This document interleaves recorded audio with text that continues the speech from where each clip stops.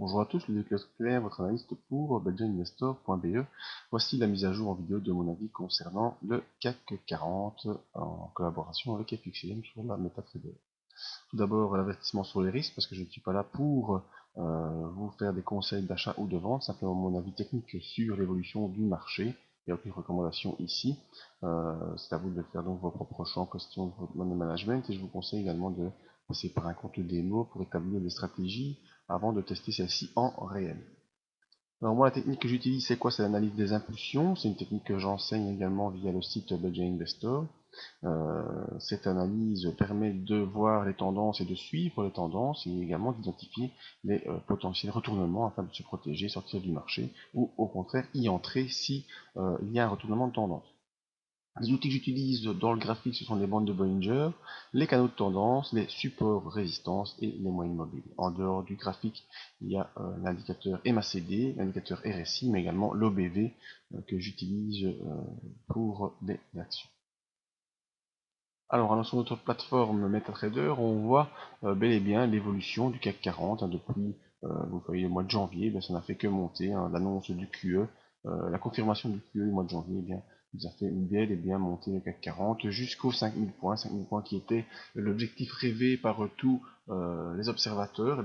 Ça a été fait. Ça a été fait déjà, je pense, si on se met la loupe, ça a été fait déjà mercredi avec un point le plus haut à 5010 points. Ensuite, encore une fois, ça a été fait jeudi, où on est resté proche de cette zone. Et puis vendredi, après une grosse hésitation aux alentours de 5000 points durant toute la journée, on est revenu un peu vers la M7. M7 est une ligne vraiment très utile pour l'observation des tendances de marché.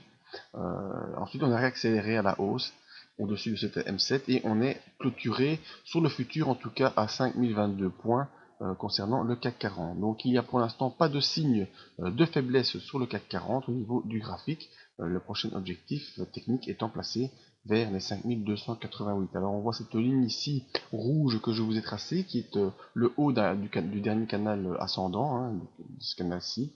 Il peut être mis en parallèle avec, essayer de trouver un point, voilà, du moins parallèle.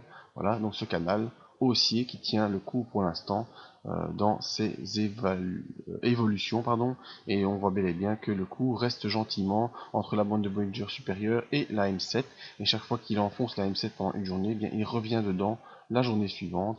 Donc c'est vraiment, c'est ça que je vous dis, l'utilité de cette M7. Vous voyez, on l'enfonce, on revient, on l'enfonce, on revient, on passe en dessous, on revient.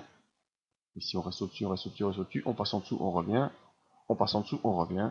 Et à chaque fois comme ça nous montre que cette M7 et la bande de Bollinger supérieure sont vraiment le chemin à suivre pour l'instant par le CAC 40, avec prochain objectif, je vous le disais, les 2288. Alors, tout le monde pensait qu'il fallait commencer à shorter à partir du moment où on avait passé les 5000 points, mais on voit bien que ce n'est pas le cas. Vendredi, le cours nous a donné une accélération, après être venu se poser sur la M7, on est reparti à la hausse.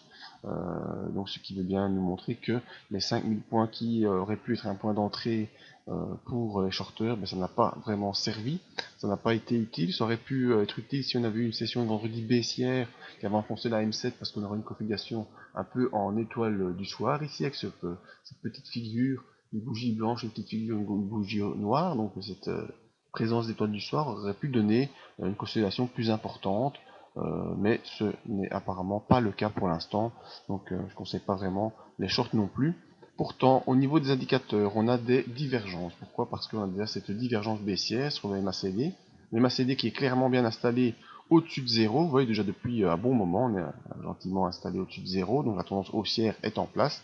Mais on oscille en passant sous le signal, au-dessus du signal, sous le signal. Ici, on va peut-être croiser le signal à la hausse. Donc il y a vraiment une hésitation au niveau technique. Même si le graphique est clair, c'est haussier, il n'y a pas de souci, mais techniquement les indicateurs nous montrent des possibilités de consolidation plus importantes. Alors notre RSI, toujours bien installé au-dessus des 60, vous voyez, il n'y a pas de problème, on ne vient jamais sous les 60, mais pourtant on est également en divergence baissière sur le RSI.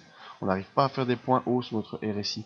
Donc ce qui nous montre aussi qu'il y a des difficultés à pouvoir poursuivre facilement la hausse. La preuve en est, c'est aussi le resserrement des bandes de Bollinger. Les Bollinger sont assez fermés par rapport à des explosions de volatilité comme on a eu au début du mois de janvier. Donc il y a hésitation même si ça progresse. Et hésitation pourquoi? Parce que eh bien, au niveau des États-Unis, c'est ça qui normalement doit tirer le marché. C'est le CP500 qui de manière générale tire le marché et le CP500 lui est hésitant et a déjà consolidé un bon moment depuis plusieurs semaines, plusieurs séances en tout cas. Donc c'est pour ça que le CAC 40 ne parvient pas à pousser très fort vers le haut. Il est soutenu par le QE, il est soutenu par un euro faible, mais n'arrive pas à vraiment bien exploser à la hausse.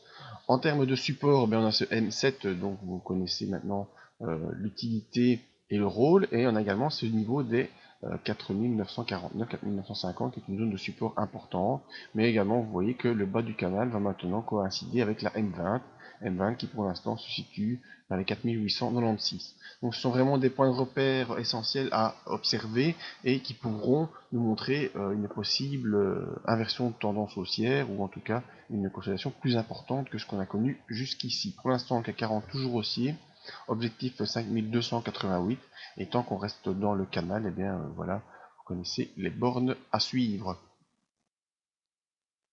Rapidement, mes divers partenaires, que ce soit Big Bank, Stanford Hamilton qui a une gestion privée, et bien sûr FXCM qui vous permet d'avoir des avantages au niveau des formations. Tous les moyens pour me contacter, que ce soit par adresse email, via Facebook ou via Twitter, mais également le plus important, c'est sur le site internet. Vous pouvez venir vous inscrire en bas de la page à la mailing list afin d'avoir tous les rendez-vous pour les sessions live et toutes les informations venant du site, comme ces petites vidéos que vous pouvez retrouver dans l'onglet analyse en vidéo et ainsi les autres actifs analysés. Voilà, merci à tous et à très bientôt.